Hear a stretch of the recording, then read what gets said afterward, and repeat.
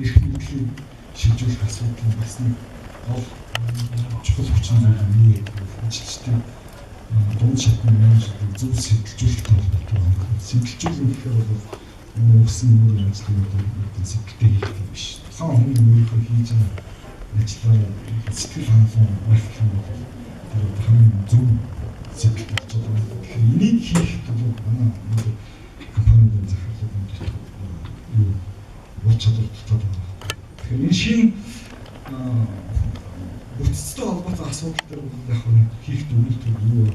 Өөрөөсөө шинэ бодлого, шинэ ур чадваруудыг бий болгох хэрэгтэй юм байна гэсэн ийм дүгнэлт гарч ирж байгаа. За эцэст нь уран багц асуудлын сүүлийн асуудал нь бол ашигт ажиллагааг бүрдүүлэх асуудал байдаг.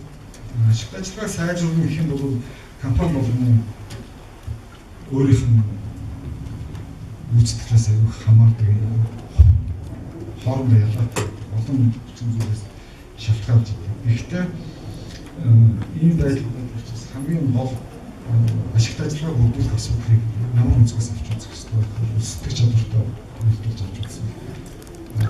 Зөв гаргалаа өдрөө очиж байгаа.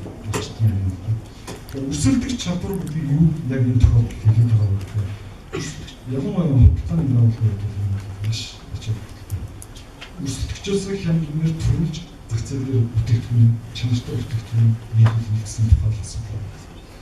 Тэгэхээр энэ нэгээс аваад үзэх юм бол нөгөө ашигт ажиллагаа үүтэй холбоотой болоод ирэхгүй. За ашиглаж байгаа бизнесийн заавар ашигт ажиллагааг бүрдүүлэхгүй гэж гарч байна. За хоёрдугаар бүтээгдэхүүн өөрсдөө үүсгэж чаддаг. Бүтээгдэхүүн үүсгэж чаддаг бүтээгдэхүүний хөгжлийн асуудал үүсдэг хаягдсан. За тэгээд дээрэс нь мэдээж нөгөө ашигт ажиллагааг бүрдүүлэх юм бол хэмнэлттэй үйлдвэрийн дадлууд орж ирэх хэрэгтэй. Тэгээд би яг энийг зүгээр бодит кейстэй тайлбарлахад илүү ойлгомжтой болох байх гэж бодож байна.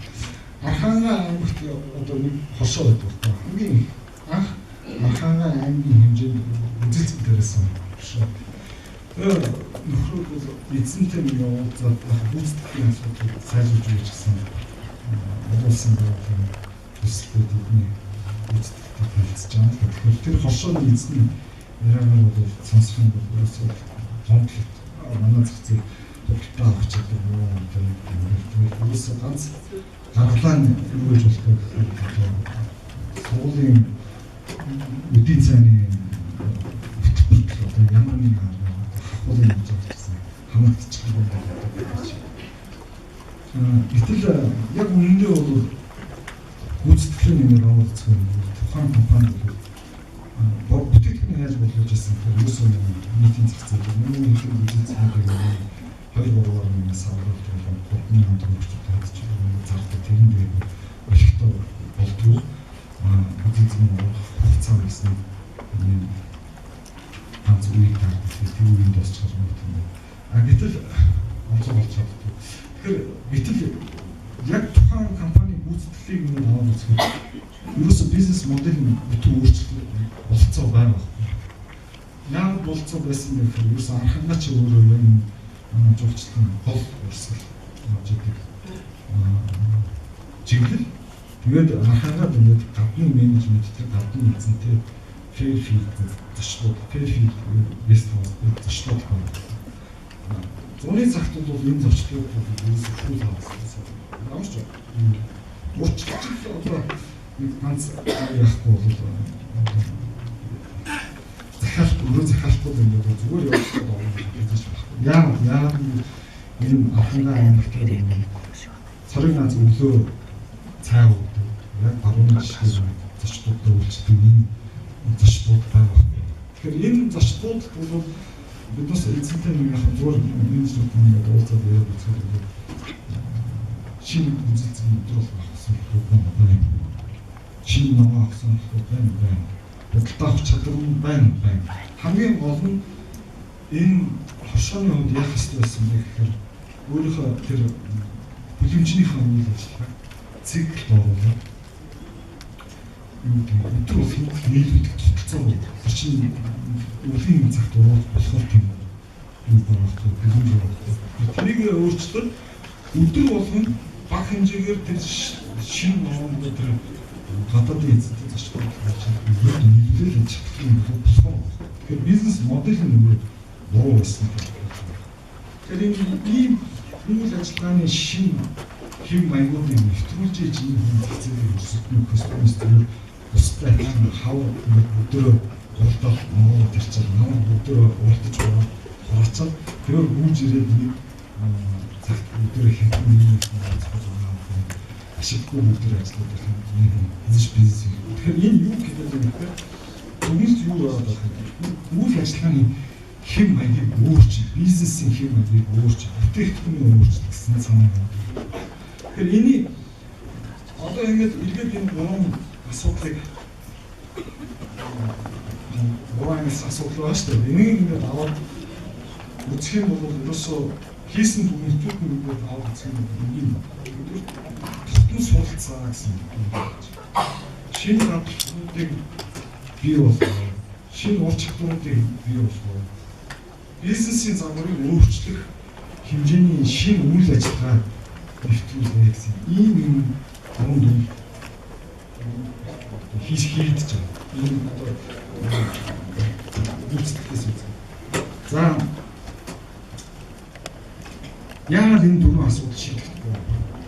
Тэгэхээр нөгөө нэг гурван асуудлыг яриад байна. Ашигтай ажиллагаа өөр ширэндээ баригдсан гэдэг нь доктортой ажилтгүй ингээд энэ асуудлууд яг нийслэл утгатай олон жил шийдэгдэхгүй байна. Яа энэ Монголоор бол яг үг өгдөгчтэй сурсан сураг болтгоо тийм. Энэ шин дадлуудыг нэвтрүүлэх юм бол шин юм суралцах хэрэгтэй болчиход байна. Өөрөөр хэлбэл хүний сэтгэлгээний хэв маягаас харьсан шинэ үйлдэлүүдийг, шинэ сонголтуудыг хийсэн цагт энэ асуудлууд шийдэгдэх болчиход байгаа. Хамгийн гол учир шалтгаан байна. Сэтгэлгээний хэв маяг мэргэжлийн ур чадвараас харьсан үйлдэлүүдийг хийх хэрэгтэй байна. Тэгэхээр энэ дээр нэг жишээ би бас товчхон болчихсон. Нэг төрийн албан хаагч яг олон жил бас төрийн нэгэн дээгүүр хашаа үзэж байгаа. Тэгээд би зүгээр ямар мөнгө болсон би хэлэхгүй. Тэгэхээр ер нь тааж байгаа хэрэгтэй. Нилээ мөнгөтэй болсон юм байна л да. Тэгээд нөхөр юу байгуулсан бэ? Барилгын компани илүү байгууллага ингээд ажилласан. Хүмүүсээр ажилласан. Тэгээд мэдээж өсөлтөө ихтэй салбарлуу ороод ирэх нөгөөх нь тодорхой хугацааны дараа Монголоос болсон. Ямар асуудал болсон гэхээр яаж энэ бизнесийг сайжруулах гэж байна. Тэгээд энэ яриад үзэх нөхөр ингэж байгаа байхгүй. За би ерөөсөө замын компани. Яах юм гэж байна. Наад эцэг чадамжаа болж өсөлтөх чадвар болж чадвар гэж зам. Тэр нь зүг байхгүй да. Энэ чинь зэцэлгүй би замын тендер гэж очиод авчих юм чинь. Замын компани. Тэгэхээр нөгөө хүн чинь нөгөө нэг сурсан нэг сурснаа л хийгээд байгаа байхгүй. Чи сэтгэл зүйн дээр бол хүн сурсан сургаа болтгоо чинь яг юм яриад байгаа. Тэгэхээр энэ бизнесийг хийхээр энэ сурсан юм сурснаа хийгээд байхад нэг муу урд үзүүлээд байгаа бол энэ сурсанаас татгал за шинэ юм сурах. Тэгэхээр энийг шийдэхгүй явуулах юм бол хувийн хвшлийн аймаг нэг доодох юмнууд өгөх энэ хямралт өгдөг. Хямралт өгөх уучлаарай өшөө бампуу. За тогтсон сэтгэлгээний хэв маягаас одоо юу гэдэг нь шинэ хэв маягийг яаж бий болгох вэ? Энэ дээр нэг юм онцлж хэлмээр байна. Тогтмол суралцсан гэдгийг эрдэмтэд юу гэж үздэг вэ гэхээр асуудал шийдэх чадвартай яг ижилсүүлдэг юм. Яг бол би бол энийг зүгээр сайн мэдгүй дээ. Гэхдээ сэтгэл зүйч эмчнэр бол яг хэлэх байна. Асуудлыг шийдэх чадвар тогтмол суралцах хоёр бол физиологийн хувьд бол яг ижил үйлдэлүүдийн тархины хэмжээнд одоо гардаг юм байна л да. Тэгэхээр асуудлыг шийдэх чадвар гэдэг чинь өөрөө менежменттэй бас юм жолгодог. Шинэ мэдлэгийг бий болгодог. Бий болгож юм гэсэн үг байна. Тэгэхээр энэ асуудал тогтмол суралцсан гэдэг чинь юу гэсэн үг вэ гэхээр яг би юм яриад байна. Тогтмол суралцсан гэдэг нь бол уучлаарай нэг бизнестэй тулгараад байгаа асуудлыг шийдэх чадвар чинь юм гэсэн үг байна. Тэгэхээр энэ тогтмол суралцсан гэдэг асуудал бол асар чухал байж. За энд юу саад тогтмол суралцахад өнөөдөр юу саад болоод байгаа вэ? Маш олон юм саад. Манай ийм тогтсон энэ соёлж саад болж биднес өнөөдөр бизнесийн хэрэгс өмнө болох нь болохоор бизнесийг одоо яг жинхэнэ бизнесийн мэргэжлийн утгаар авч явуулдаг. Мөнгө олохын төлөө ерөөсөө бүгдээ хийгээд болох тус уулзах асуудал хаягдчихад байна. Хоёрдугаар тус уулзах асуудал яа хаягддаг вэ гэхээр бизнесийн өөрсдийн өмнөх туршлага бас жоохон мөнгөн байгаа болохоор шинэ мэдээллийн үнцнийг ойлгох тийм шинэ мэдээлэл тусгаж авах чадвар бас аюулх нэг юм байна. Энийг монголчууд эртний зөвлөгөөр юу гэж хэлсэн бэ? Элчний чихэн урч хийсэн адилхан алдчихсан гэхээс ихсэн мэдээ чинь шинэ мэдээлэл ирж байгаа тэрний үнцнийг таньж мэдхгүй. Тэр шинэ мэдээллийг олж авдаг чадварыг нэмэгдүүлэхэд юу байх ёстой вэ? Манай нийгэм бас юу гэх вэ? Энэ менежментийн олон нэр төрлийн англи хэлээс орчуулад бас буух янз янзаар орчуулах. Энэ юу байх вэ? Монголчууд бас заавал орчуулах хэрэгтэй гэж би нэг хандлага бас зөвч юм уу гэдэггүй. Гэхдээ тэрнээс болоо нэг хэллэг бүрдэхгүй болохоор салбар өгч 60-д он жишээ Монгол хэлхэн дээр бол барилгын салбар дээр бол хэдэн зуун борс ихнээс шууд орчуулгаар авч ирсэн түүхтэй тийм. Одоо энэ арматур, бетон, фундамент гэсэн шпак мат ингээд бүх юм ярих юм байна. Ан мос оролцсон. Тэгэхээр энэ шинэ фонд дээр юу гэдэг хэллэг бүртгэх салбар хөгждөг. Тэгэхээр салбар өөрөө бизнесийн орчин өөрөө яах вэ хөгжихгүй гэхээр энэ хэллэг нь бас бүрддэг. Тэгэхээр энэ бас нэг энэ ташин зүгээр яг өмнө энэ асуудыг энэ гайхамшиг сайхан үйлдэлийг зохион байгуулсан асуудлаас гаргасан. Яг энэ концептуудыг бид бас ярих боломж биднес олгож байгаа хэрэг. Тэгэхээр энэ хэллэгч бизнесийн болохгүй бас ярих болцоо. За эцэст нь яг ингээд нэг юм хэлэх хэрэгтэй. Энэ юу гэхээр шинжлэл өөрчлөлийг өөрөө тогтмол суралцсан гэж чинь банк хийх асуудал байна. Яг бол Монголын хөрсөндөө буухгүй юм хүмүүс шүүмслээд байгаа. Яг үнэ ихтэй юу тоогдох мэдлэг өөрөө давтамжийг шаардлагатай. Давтамж байхгүй бол мэдлэг буухгүй юм байна шүү дээ. Хөрсөндөө яаж давтахгүй байгаа юм чинь. Энэ өөрөө хийж байгаа шинэ нэвтрүүлэг батлаад байгаа. Өдөртөө одоо хэвийн өдөртөө үйл ажиллагааг батлуулж нэвтрүүлсэн цаг.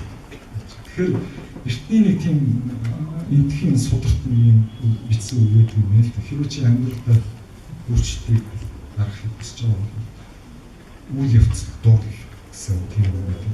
Тэр нь юу гэсэн үг вэ гэхээр шинжлэл өөрчлөлтийг тогтмол үргэлжлэж одоо зүгээр нэг шинжлэл хийж байгаа гэдэг нэгээс миний хэлхээс санаа бол юу гэхээр өнөөдөр нэг шинжлэл хийж байгаа ганц удаагийн арга хэмжээ болж болдгоо. Энэ шинжлэл өөрчлөлт байнгын ажиллагаа тууштай хийгдэх юм процесс гэдэг юм байна гэсэн ийм зүйлийг хэлэх гэсэн байна. За анхаарал татсан.